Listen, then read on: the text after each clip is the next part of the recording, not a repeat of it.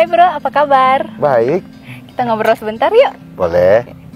Bro Aldi, gimana sih nih awal mula Bro Aldi bisa terjerumus ke dunia adiksi narkotika? Awalnya itu saya tuh dari lingkungan pertemanan di sekolah dan di tempat tinggal saya gitu. Jadi mereka itu interaksinya rata-rata tuh menyalahgunakan narkotika semua gitu ya. Yang di sekolah ada, yang di rumah pun ada. Jadi pengaruh dari lingkungan sosial itu besar banget ke saya waktu itu gitu. Nah jadi setelah saya udah mulai terpengaruh itu kan akhirnya ada penurunan tuh dari minat saya dalam belajar, dalam berprestasi itu juga menurun. Jadi dimulai dari udah nggak ada minat untuk ikutin ekstrakurikuler, terus nggak ada minat belajar sama pelajaran-pelajaran yang ada. Nah itu terus menurun dari masa ke masa tuh sampai akhirnya saya nggak datang ke sekolah gitu ya. Minat untuk mengikuti pendidikan itu nggak ada gitu. Nah sampai akhirnya keluarga saya mengetahui ini. Terus gimana bro, apa ya yang terjadi? Iya, jadi keluarga saya kan mulai melihat kemunduran-kemunduran itu. Dan ini ada apa, anak saya kok berubah gitu ya. Mereka mulai cari tahu, mulai memeriksa kamar saya dan lain sebagainya. Mereka menemukanlah bahwa ada alat-alat untuk menggunakan narkotika itu di dalam kamar gitu. Nah disitulah mereka mulai berusaha nolong ya gitu. Saya dibawa untuk berobat dan lain sebagainya. Tapi itu awal cerita dari perjalanan panjang yang harus dilalui sama saya dan orang tua dan keluarga besar saya gitu ya. Mana Bro Aldi bisa memutuskan untuk menjalani rehabilitasi? Iya. Jadi kalau keputusan untuk rehabilitasi itu dulu di awal-awal keputusan orang tua kan.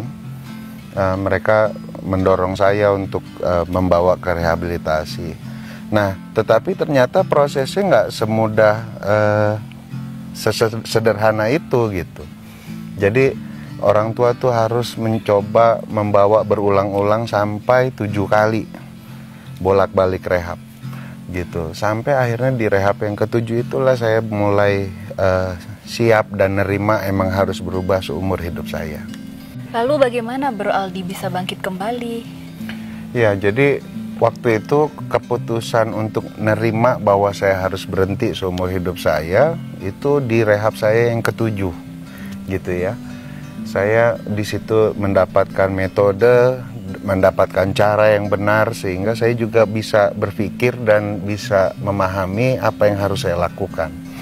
Nah itu pun juga dari pendampingan dari profesional itu intensif gitu ya. Saya dipandu supaya saya bisa melihat aspek-aspek yang menjadi pertimbangan untuk membuat keputusan untuk berubah gitu. Nah karena dengan menjalani rehabilitasi itulah saya akhirnya punya keputusan untuk bangkit dan berubah. Lalu kenapa Bro Aldi mau melanjutkan kerja di Balai Besar Rehabilitasi BNN? Oke, jadi kenapa saya memutuskan untuk bekerja di Balai Besar Rehabilitasi BNN? Karena saya ngerasa terpanggil. Dulu itu saya mau berubah, mau berhenti, itu bingung caranya gimana dan saya harus melakukan apa. Sehingga saya melihat profesi apa yang saat itu membantu saya, sehingga mendorong saya untuk bisa menjadi ahli juga di bidang ini gitu. Sehingga saya bisa membantu penyalahguna lain untuk memperbaiki diri dan bisa lepas dari kecanduan narkotika. Lalu apa nih pesan-pesan untuk teman-teman di luar sana yang masih menggunakan narkotika?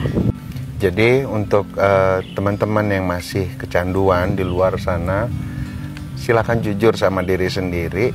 Kamu bisa berhenti sendiri nggak? Gitu kan? Kalau emang nggak bisa, segera cari bantuan.